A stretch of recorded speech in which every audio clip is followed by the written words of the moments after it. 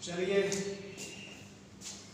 पहले वीडियो हमने अपने इंग्लिश सब्जेक्ट को लेकर बनाई है।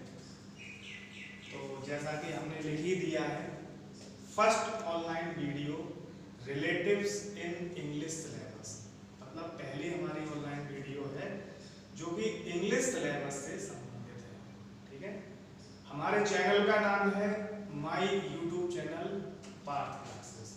ठीक है, तो आगे जितनी भी वीडियो हम बनाएंगे वो आप हमारे पार्थ क्लास यूट्यूब चैनल पे जाके देख सकते हैं। तो बात करते हैं हम क्लास 12 की इंग्लिश से। ठीक है, जो कि हमारे जो 12th के बच्चे होते हैं वो बोर्ड क्लास के होते हैं, तो उनके लिए हमने इंग्लिश का सिलेबस यहाँ पर प्रोवाइड कराया है। तो मैं आपको बताने का कोशिश करूंगा, आपको समझाऊंगा कि हमारा इंग्लिश का सिलेबस क्या होता है।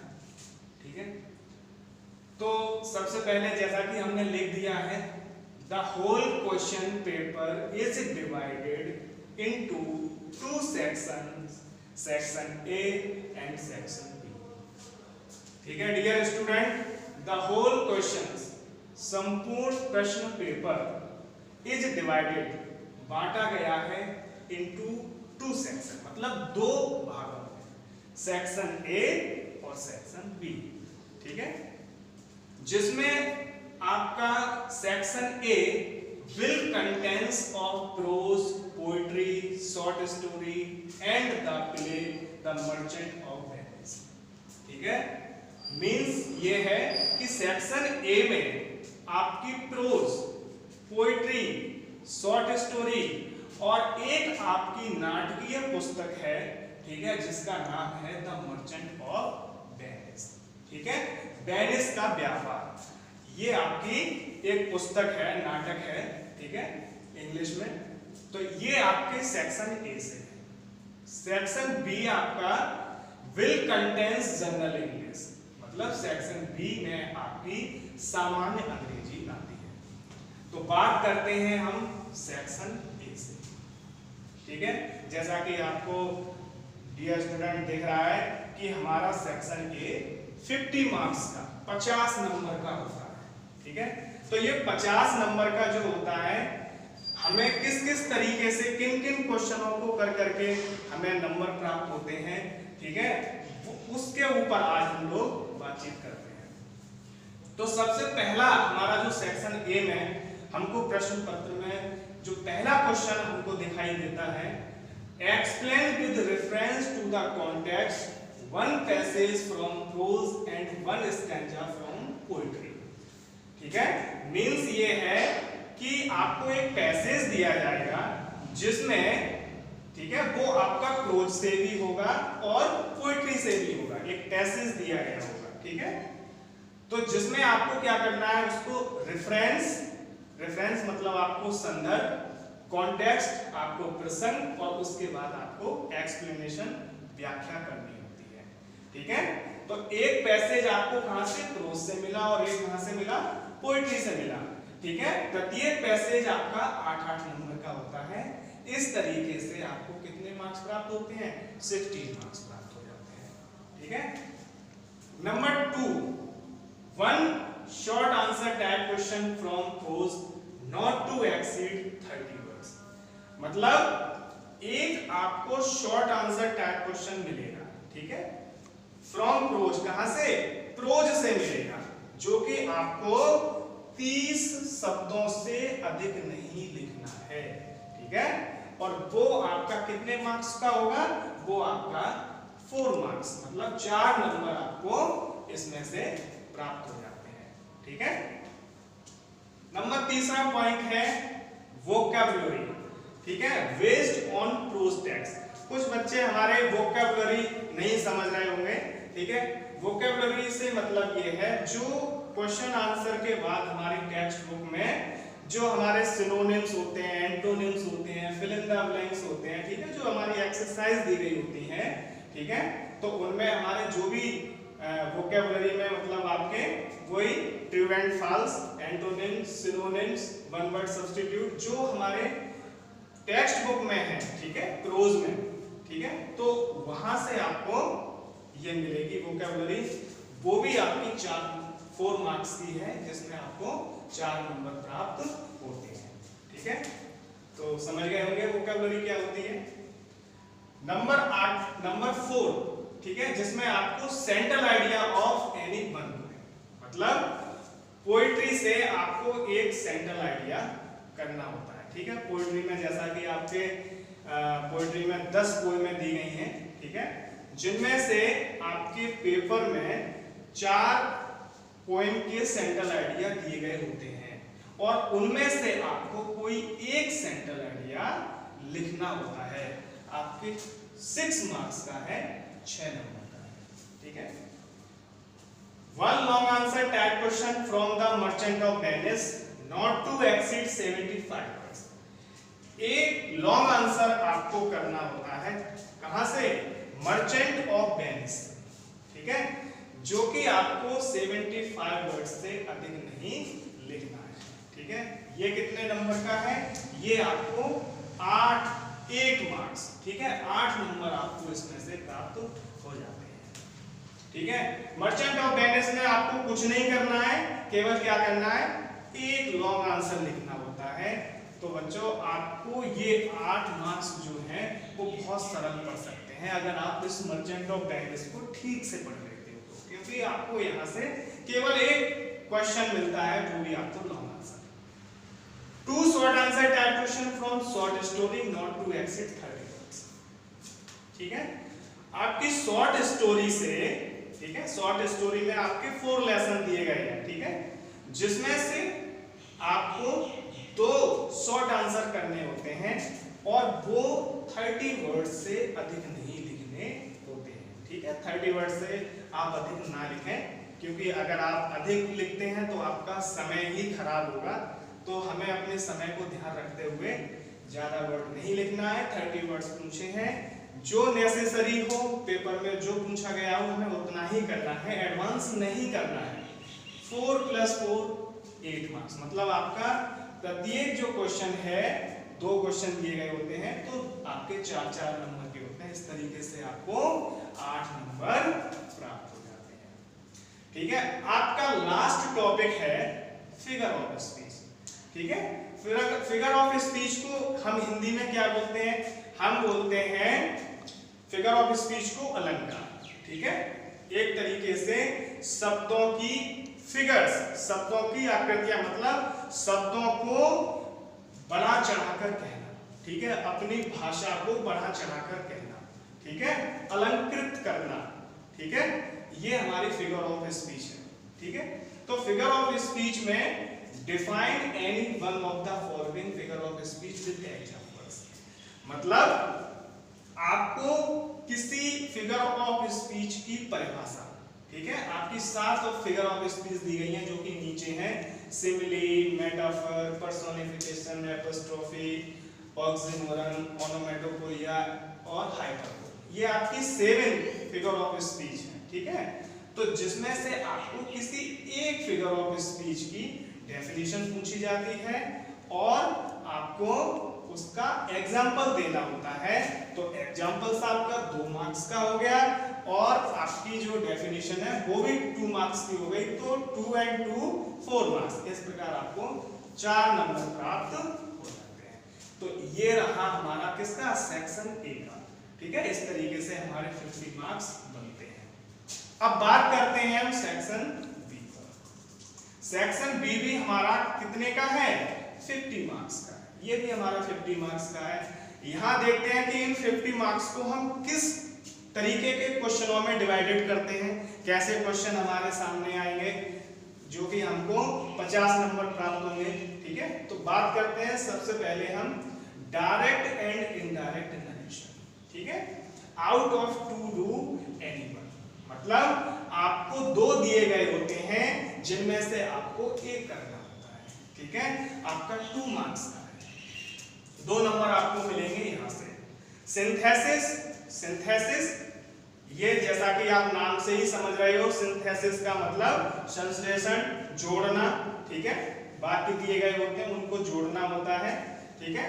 Out of two do any one, मतलब आपको 2 दिए गए होते हैं और उनमें से आपको कोई एक करना है, ठीक है।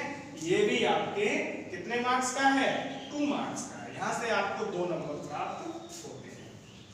ट्रांसफॉर्मेशन, ट्रांसफॉर्मेशन का भी बच्चों मतलब होता है रूपांतरण, ठीक है। वाक्यों का रूप परिवर्तन, ठीक है। मतलब क्या है? वाक्य का अर्थ तो सेम होता है लेकिन वाक्य का स्वरूप बदल जाता है, ठीक है, जिसको हम ट्रांसफॉर्मेशन कहते हैं, ठीक है। Out of two do any one, मतलब क्या है? आपको 2 दिए गए होते हैं जिनमें से आपको एक करना होता है। ये भी आपका 2 मार्क्स का है, 2 नंबर आपको यहां से मिलते हैं। अब नंबर 4था पॉइंट है आपका सिंटैक्स, ठीक है। ये सिंटैक्स क्या होता है? सिंटैक्स का मतलब होता है ग्रामेटिकल त्रुटियां, ग्रामर संबंधी त्रुटियां दी गई होती हैं, ठीक है। जैसे आपके आर्टिकल है, प्रीपोजिशंस है, ठीक है, पार्ट्स ऑफ स्पीच से रिलेटिव आपकी त्रुटियां होती हैं, ठीक है। सिंटैक्स के अंतर्गत आपको सिंटैक्स ठीक करने होते हैं, मतलब सिंटैक्स आपको वो ठीक करने होते हैं आपके वाक्यों में, जो कि वाक्य आपके होते हैं वो फॉल्स होते हैं और उनमें आपको सिंटैक्स के द्वारा उन वाक्यों को करेक्ट किया जाता है, ठीक है। आउट ऑफ 4 डू एनी 2, मतलब आपको 4 दिए गए होते हैं, आपको 4 वाक्य दिए गए होते हैं जो कि फॉल्स होते हैं, ठीक है। तो आपको क्या करना है? सही सिंटैक्स लगा के उनको क्या करना है? सही करना है, ठीक है। तो आपको 2 करने होते हैं, तो इस तरीके से आपको 2 मार्क्स यहां से सिंटैक्स से भी प्राप्त हो जाते हैं। नंबर अगला टॉपिक है 5 मार्क का, जिसका नाम है वोकैबुलरी, ठीक है। जैसा कि हमने ऊपर बताया था कि वोकैबुलरी में क्या होता है? वोकैबुलरी में आपका जैसे सिनोनिम्स है, ठीक है, एंटोनिम्स है, होमोफोन्स है, ठीक है, वन वर्ड सब्स्टिट्यूशन है, इडियम्स एंड फ्रेजेस है, ठीक है। तो ये आपके आते हैं। सिनोनिम्स आपके दिए गए होते हैं 3, ठीक है, जिनको हम बोलते हैं समानार्थी शब्द, ठीक है, पर्यायवाची शब्द, ठीक है, हिंदी में बोलते हैं। तो 3 दिए गए होंगे और आपको क्या करना है? तीनों करने हैं, ठीक है, जो कि 1-1 नंबर के होंगे। तो आपके 3 मार्क्स जो हो गए, आपको 3 नंबर पर्यायवाची मतलब सिनोनिम्स से प्राप्त हो गए। इसी में वोकैबुलरी में है दूसरा बी पॉइंट एंटोनिम्स, ठीक है। एंटोनिम्स होता है विपरीत शब्द, ठीक है, पर्यायवाची शब्द नहीं, विपरीत शब्द हो गया, सॉरी, एंटोनिम्स का मतलब विपरीत शब्द, ठीक है। 3 into 1, मतलब ये भी आपके कितने दिए गए होते हैं? 3 दिए गए होते हैं, जिनमें से आपको 1-1 करना है। तो 3 मार्क्स, आपको 3 मार्क्स, 3 नंबर यहां से प्राप्त होते हैं। अगला है आपका सीमा होमोफोन्स। होमोफोन्स होते हैं आपके, मतलब उच्चारण में हमारे होमोफोन्स एक जैसे होते हैं, इनकी आवाज जो होती है वो लगभग होमोफोन समान ध्वनि वाले, मतलब उनका उच्चारण तो एक होता है लेकिन मीनिंग और अर्थ, मतलब अर्थ और उसकी स्पेलिंग अलग अलग होती है, ठीक है। मतलब इसका जो स्वर है, जो उच्चारण है, ठीक है, वो आपका एक जैसा होगा लेकिन उसकी मीनिंग और अर्थ जो होंगे वो अलग अलग होंगे, ठीक है। आपको 2 दिए गए होते हैं जो कि 1-1 नंबर के होते हैं, तो 2 मार्क्स आपको यहां से प्राप्त होते हैं। अगला टॉपिक है one word substitution. One word substitution का मतलब होता है, मतलब आपके अनेकार्थी का एक शब्द, ठीक है, आपको अनेक शब्द दिए गए होंगे, ठीक है, एक वाक्य के रूप में भी हो सकता है, एक फ्रेज के रूप में भी हो सकता है, और आपको उस कथन को समझकर उसको एक शब्द में कहना होता है, ठीक है, जिसको हम वन वर्ड सब्स्टिट्यूशन बोलते हैं। ये भी आपके कितने? 3 नंबर के होते हैं और प्रत्येक वन वर्ड सब्स्टिट्यूट आपका 1-1 नंबर का होता है, 3 दिए गए होते हैं। तो इस तरीके से आपके 3 मार्क्स यहां से होते हैं। इडियम्स एंड फ्रेजेस, ठीक है, आपके मुहावरे और लोकोक्ति, ठीक है, ये होती हैं आपकी। तो ये भी आपके मुहावरे और लोकोक्तियां, ये भी आपकी 3 दी जाती हैं, जो कि 1-1 नंबर की आपको करनी है, ठीक है। आपके 3 मार्क्स यहां से प्राप्त हो जाते हैं। तो ऑल ओवर वोकैबुलरी जो होती है वो 14 मार्क्स की होती है, जो कि बहुत ही इंपॉर्टेंट है। इसको हम बिना टीचर की सहायता से ही इसको हम 14 मार्क्स को प्राप्त कर सकते हैं, क्योंकि ये केवल डिपेंड ऑन स्टूडेंट्स, मतलब केवल विद्यार्थियों पर ही निर्भर है। इसको टीचर मतलब कुछ भी नहीं करा सकते इसमें, क्योंकि टीचर इसमें कराने वाली कोई बात ही नहीं है। ये आपको बुक में कहीं भी देखने को मिल सकती है और इनको केवल लर्न ही करना होता है, ठीक है। तो ये आप विद्यार्थी स्वयं करें। ट्रांसलेशन आपके पहले 2 दिए जाते थे, लेकिन अब आपके सिलेबस चेंज हो गया है, तो इसीलिए आपको ट्रांसलेशन में केवल एक ही टाइप का ट्रांसलेशन मतलब स्टोरी करनी होती है, जो कि हिंदी टू इंग्लिश है, मतलब हिंदी में दी गई होगी और आपको इंग्लिश में कन्वर्ट करनी होगी। पहले क्या होता था कि इंग्लिश टू हिंदी हुआ करता था और हिंदी टू इंग्लिश हुआ करता था, लेकिन अब थोड़ा आसान हो गया है, हिंदी टू इंग्लिश ही करना है, जो कि आपका कितने मार्क्स का है, 10 मार्क्स का, ठीक है। तो आपका ट्रांसलेशन आपके टेंस पे डिपेंड होता है, ठीक है, वो आप सीखेंगे, आगे क्लास में पढ़ेंगे, बड़ा ही आसान है ये भी। अब आता है ऐसे राइटिंग्स, ठीक है। ऐसे राइटिंग्स मतलब निबंध लेखन। तो निबंध आपका कोई भी एक 4-5 आपके एग्जाम में निबंध टॉपिक दिए जाते हैं और उन पर आपको लिखना होता है, ठीक है। वहां पर हेडिंग भी प्रोवाइड करा दी जाती है, तो उन हेडिंग्स के ऊपर लिखना होता है। बहुत ही आसान है, अगर आपको ट्रांसलेशन आते हैं तो आप इसको अपने शब्दों में भी लिख सकते हैं, ठीक है। तो ये मैं सोचता हूँ कि ये जो 12 मार्क्स हैं ये ज़्यादा हार्ड आपको नहीं पड़ेंगे, ये केवल डिपेंड ऑन, ठीक है, टेंस पे है, ठीक है। टेंस अगर आपके मजबूत होंगे तो ये आप आसानी से कर सकते हो ट्रांसलेशन और ऐसे राइटिंग्स को। अनसीन पैसेज, ठीक है। अनसीन पैसेज में क्या, आपको एक पैसेज दिया गया होगा बिन देखा, ठीक है, कोई सा भी वो रख सकते हैं, और उनमें से आपको क्या करना है, क्वेश्चन आंसर छांटने हैं, ठीक है। उसमें एक शीर्षक पूछा जा सकता है, तो आपकी मतलब पूरी उसको पढ़िए और उसमें शीर्षक क्या बनेगा, ठीक है, उसका मेन टाइटल क्या होगा, तो वो आपको बताना होता है। कुछ अनसीन में आपके मतलब अंडरलाइन होती हैं, इटैलिक वर्ड्स होते हैं, तिरछे आड़े शब्द, तो उनकी मीनिंग पूछ ली जाती है, ठीक है। तो ऐसे ही आपके 2 या 3 क्वेश्चन इस तरीके से पूछ लिए जाते हैं। 3 क्वेश्चन पूछ लिए जाते हैं जो कि 2-2 नंबर के होते हैं, तो इस तरीके से आपको 6 मार्क्स प्राप्त हो जाते हैं, ठीक है। तो ज्यादा हार्ड नहीं है सेक्शन भी, वेरी इजी, ठीक है। आगामी जब भी हम वीडियो बनाएंगे तो हम नंबर बाय नंबर आपको ये टॉपिक कराएंगे, सेक्शन ए से भी और सेक्शन बी से, ठीक है। तो ये रहा हमारा संपूर्ण सिलेबस, ठीक है, इंग्लिश जो कि आपकी क्लास 12 की है, ठीक है। तो सभी विद्यार्थी सबसे पहले क्या जानेंगे, अपने इन सभी इंग्लिश के सिलेबस के बारे में जानेंगे, फिर उसके बाद हम आपको, ठीक है, एक एक टॉपिक करके आपको पढ़ाएंगे, ठीक है। धन्यवाद। तो चलिए स्टूडेंट, आज हम अपने सिलेबस से सबसे पहले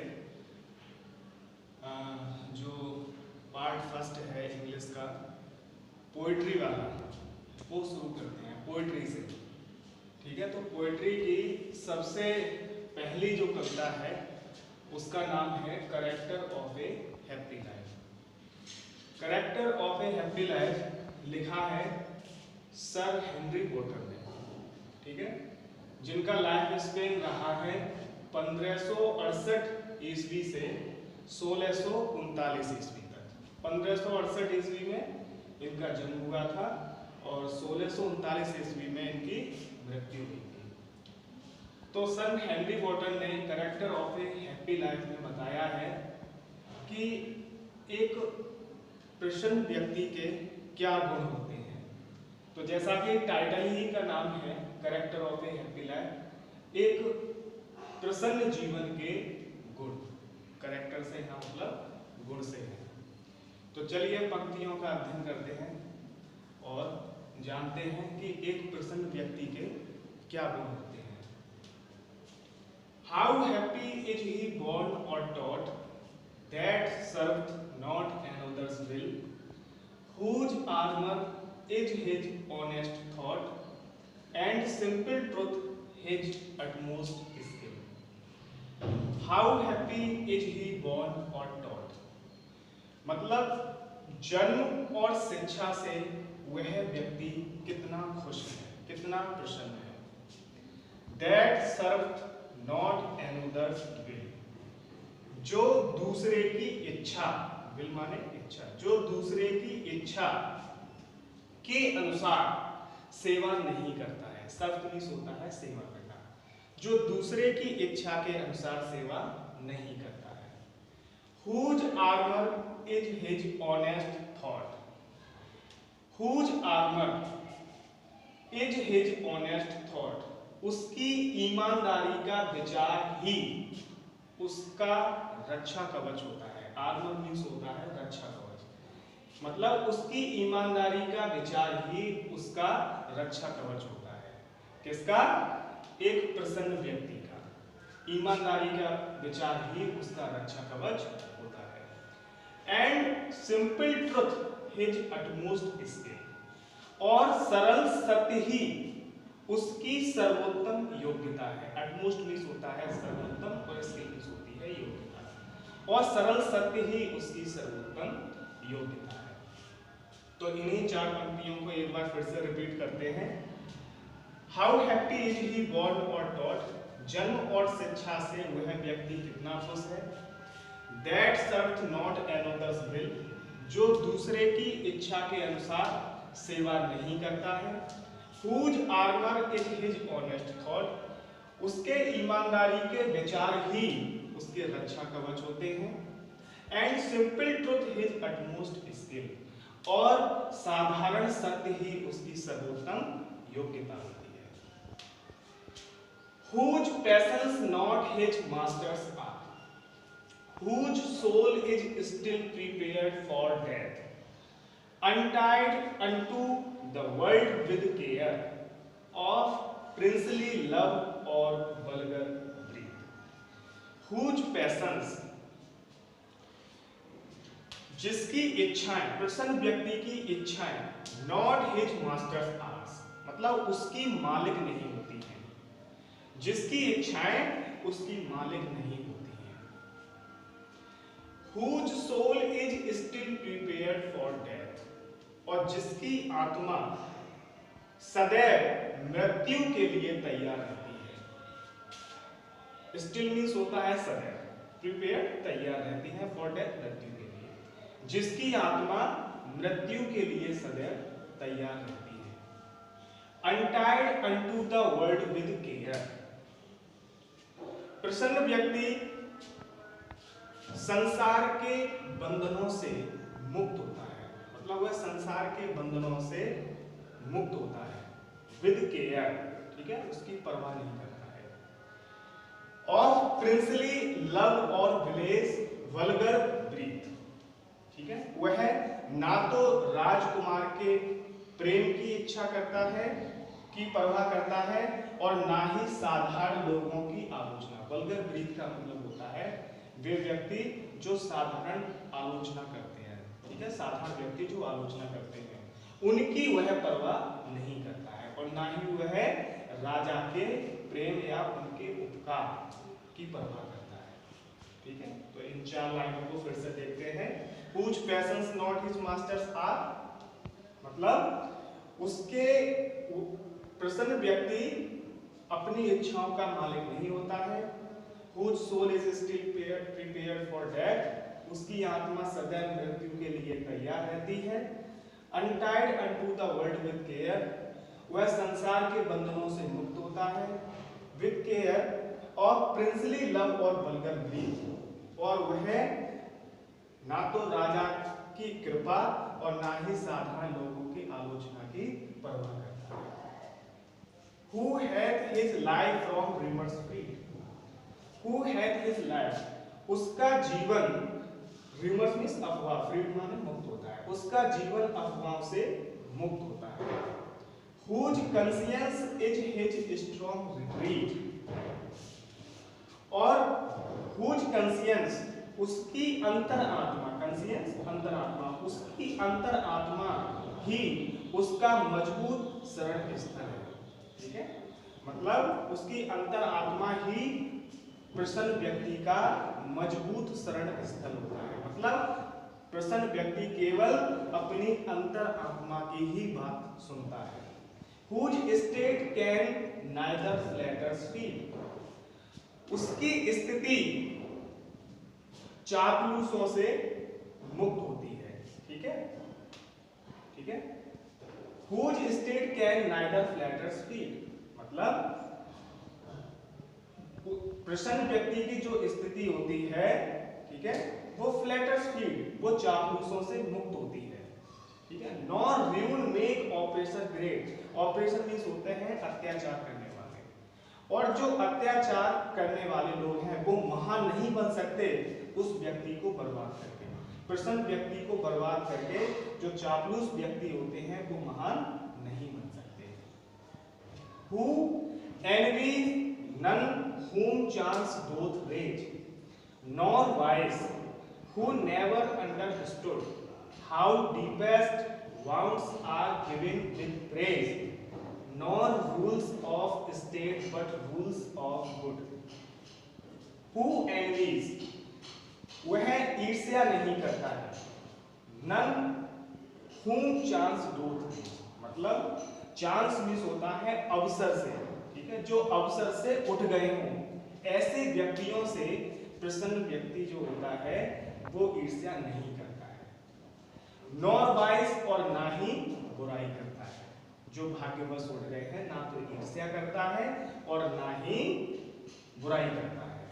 Who never understood, वह कभी यह नहीं समझता है how deepest wounds are given with praise, कि प्रसन्नता के कितने गहरे घाव उसको दिए गए हैं। Nor rules of state but rules of good, वह राज्यों के नियमों की परवाह नहीं करता है बल्कि रूल्स ऑफ गुड, वह अच्छाइयों के नियमों का पालन करता है। Who God doth late and early pray, more of his grace than gifts to lend, who entertains the harmless day with a well chosen book or friend. Who God, जो प्रसन्न व्यक्ति होते हैं, who God doth late and early pray, वो सुबह और शाम ईश्वर की प्रार्थना करते हैं। More of his grace than gifts to lend, किसी उपहार के बदले की अपेक्षा वह भगवान की कृपा के लिए प्रार्थना करते हैं। गिफ्ट्स टू लैंड मीन्स होता है किसी उपहार की अपेक्षा, किसी उपहार को पाने की अपेक्षा वह अपने कृपा, मतलब प्रभु की कृपा के लिए ही प्रार्थना करते हैं। Who entertains the harmless day with a well chosen book or friend, ऐसे व्यक्ति बिताते हैं द हार्मलेस डे, अपने हानि रहित दिनों को, with A well chosen book और फ्रेंड, मतलब अच्छी पुस्तकों के साथ अथवा अच्छे मित्रों के साथ वो अपने हानि रहित दिनों को बिताते हैं। This man is free from servile bands of hope to rise or fear to fall, Lord of himself though not of lands, and having nothing he hath all. This man, ऐसे व्यक्ति is free, स्वतंत्र होते हैं from servile bands, दासता के बंधनों से। ऐसे जो व्यक्ति होते हैं वो दासता के बंधनों से मुक्त होते हैं। Of hope to rise or fear to fall, ना तो उन्हें उठने की आशा होती है और fear to fall, और ना उन्हें गिरने का भय होता है। Lord of himself though not of land, Lord of himself, वह स्वयं के मालिक होते हैं, though not of land, यद्यपि वह किसी भूमि या संपदा के मालिक ना भी हो, लेकिन फिर भी वह स्वयं के मालिक होते हैं। And having nothing he hath all, उनके पास ना कुछ होते हुए भी उनके पास सब कुछ होता है। ठीक है। तो ये हमारी character of A happy life, एक प्रसन्न व्यक्ति के क्या गुण होने चाहिए। ठीक है, सर हेनरी वॉल्टर ने इन पंक्तियों के द्वारा बताया है। तो आई होप आप सभी समझ चुके होंगे। आपको अभी तक हमने 2 वीडियो दी हैं। पहली वीडियो हमारी थी इंग्लिश सिलेबस से रिलेटेड, जो कि हमने इंग्लिश सिलेबस के बारे में बताया था। दूसरी वीडियो हमारी पोइट्री से थी, जिसमें हम आपको पहली पोइट्री पढ़ा चुके हैं, a character of A happy life. आज हम आपको दूसरी पोएम पढ़ाने वाले हैं, जिसका नाम है the true beauty. True beauty Thomas Cairo ने लिखी है, जिनका लाइफ स्पेन रहा है 1598 से 1639। ट्रू ब्यूटी, जैसा कि टाइटल का नाम है, इसका अर्थ होता है सच्ची सुंदरता। कविता को पढ़ने से पहले थोड़ा हम बताते हैं कि थॉमस कैरियो ने 2 तरीके की सुंदरता का वर्णन किया है। एक होती है हमारी फिजिकल ब्यूटी और दूसरी होती है स्पिरिचुअल ब्यूटी। फिजिकल ब्यूटी का मतलब होता है शारीरिक सुंदरता और स्पिरिचुअल ब्यूटी का मतलब होता है आध्यात्मिक सुंदरता। तो चलिए इन पंक्तियों को पढ़कर हम जानते हैं कि शारीरिक सुंदरता क्या है और आध्यात्मिक सुंदरता यानी आत्मिक सुंदरता क्या होती है। तो छोटी कविता है, एक बार हम इसको पूरी कविता को लाइन बाय लाइन पढ़ते हैं, फिर इसका एक्सप्लेनेशन करते हैं। He that loves a rosy cheek or a coral lip admires, or from star-like eyes doth seek fuel to maintain his fires, as old time makes these decay, so his flames must waste away. But smooth and steadfast mind, gentle thoughts and calm desires, heart with equal love combined, kindle never dying fires, where there are not, I despise, lovely cheeks or lips or eyes। तो इसका अब हम line by line Hindi में explanation करते हैं। He that loves a rosy cheek, मतलब एक ऐसा प्रेमी, ही से मतलब एक प्रेमी है जो लव्स माने प्रेम करता है, और रोजी चीज अपनी प्रेमिका के गुलाबी गालों से। एक ऐसा प्रेमी है जो अपनी प्रेमिका के गुलाबी गालों को प्रेम करता है। और एक कोरल लिप एडमायर्स, अथवा एक कोरल लिप मीन्स होता है मूंगे जैसे लाल होंठ, उनकी प्रशंसा करता है। अपनी प्रेमिका के मूंगे जैसे लाल होठों की प्रशंसा करता है। और from star like eyes doth seek, और फ्रॉम स्टार लाइक आइज, सितारों जैसी, लाइक जैसी से मतलब है सितारों जैसी आंखें, सितारों जैसी आंखों से डोथ सीख खोजता है फ्यूल ईंधन को, टू मेंटेन बनाए रखने के लिए हिज फायर्स अपनी प्रेम अग्नि या अपनी प्रेम ज्वाला। कहने का मतलब यह है, एक जो प्रेमी है वो अपनी प्रेमिका के गुलाबी गालों को प्रेम करता है, मूंगे जैसे लाल होठों की प्रशंसा करता है, सितारों जैसी चमकदार आंखों में अपनी प्रेम अग्नि को बनाए रखने के लिए ईंधन को खोजता है। फ्यूल मीन्स होता है ईंधन, और सीख मीन्स होता है खोजता है। तो इन पंक्तियों से ये पता चला कि एक ऐसा प्रेमी जो अपनी प्रेमिका के गुलाबी जैसे गालों को प्रेम करता है, मूंगे जैसे लाल होठों की प्रशंसा करता है, और from star like eyes don't see, और सितारों जैसी चमकदार आंखों में अपनी ज्वाला को बनाए रखने के लिए ईंधन की तलाश करता है। As old time makes these decay, so his flames must waste away, but smooth and steadfast mind, gentle thoughts and calm desires. As old time, समय जैसे जैसे समय गुजरता है, makes these decay, ये चीजें नष्ट हो जाती हैं। कौन कौन सी? रोजी चीक्स, कोरल लिप्स और क्रिस्टल लाइक आईज समय के साथ नष्ट हो जाती हैं। डिके मींस होता है नष्ट हो जाना। So his flames must waste away, और उसकी जो ज्वाला है वो भी खत्म हो जाती है, वो भी चली जाती है, वो भी बर्बाद हो जाती है।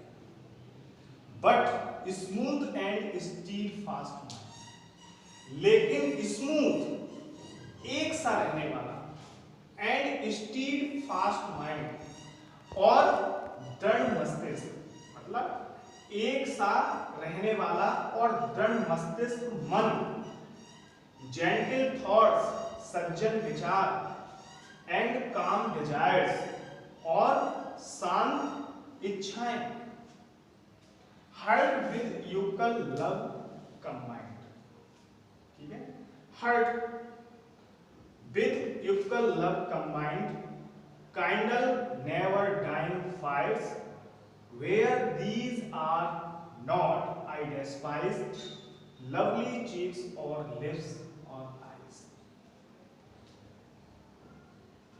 इन्हीं 8 पंक्तियों को एक बार हम फिर से अर्थ निकालते हैं। समय के साथ ये चीजें नष्ट हो जाती हैं। So his flames must waste away, उसकी जो ज्वाला होती है, जो अग्नि होती है, वो भी बर्बाद हो जाती है।